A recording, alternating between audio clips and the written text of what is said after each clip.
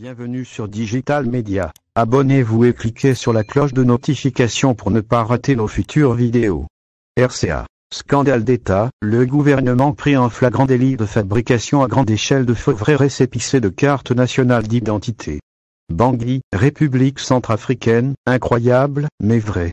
Après avoir brouillé les fichiers électoraux avec des électeurs fictifs, la machine à fraude électorale du parti du chef de l'État Faustin-Archange Touadéra reprend ses activités de fabrication en masse des électeurs fictifs en vue de bourrer les urnes au moment du vote. Les récépissés de cartes d'identité nationale, l'un des documents essentiels pour la justification de l'identité de l'électeur, sont devenus malheureusement depuis quelques semaines la cible prioritaire du pouvoir en place. Depuis une semaine, la direction de la police judiciaire, où l'on délivre les récépissés de la carte nationale d'identité, est inondée des demandeurs. Le processus est bloqué, et le gouvernement fixe sa priorité. Laquelle ? Même si les demandeurs des cartes de séjour ou de nationales d'identité continuent de débourser de fortes sommes d'argent pour l'acquisition de ces documents officiels, cela semble n'avoir aucune importance pour eux du moment où ces dernières semaines, la délivrance de ces documents officiels est devenue plus qu'impossible.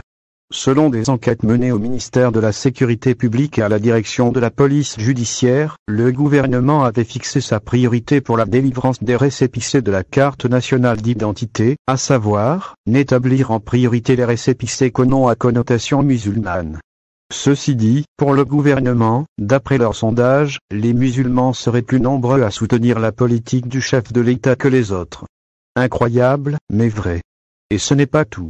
Le MCU, qui a envoyé des milliers de noms à la direction de la police judiciaire pour la confection et la délivrance des vrais faux récépissés de la carte nationale d'identité, ordonne à ce que ça soit disponible d'ici la fin de la semaine, et ce, quelle que soit la disponibilité des agents.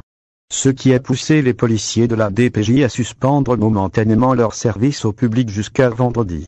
Dans sa déclaration de candidature à la fin du congrès de son parti le MCU, le chef de l'État a prévenu que les élections auront lieu aux dates prévues, et sa réélection pour un second mandat pourrait se faire dès le premier tour, et ce, en dépit de sa popularité qui est presque à zéro dans le pays. C'est une insulte et une provocation. On comprend pourquoi il s'active inlassablement dans les préparations des fraudes massives, déclare un étudiant de l'université de Bangui. Notons que lors des opérations d'enrôlement des électeurs à Bangui comme en province, le gouvernement est accusé partout d'avoir délivré de faux actes de naissance aux mineurs et aux étrangers pour s'enrôler sur les listes électorales afin de voter le moment venu. Même dans la préfecture de Ouattara, l'enrôlement de Peul se fait notamment chez Monsieur, avec la complicité des autorités préfectorales pour le compte du parti au pouvoir, le MC.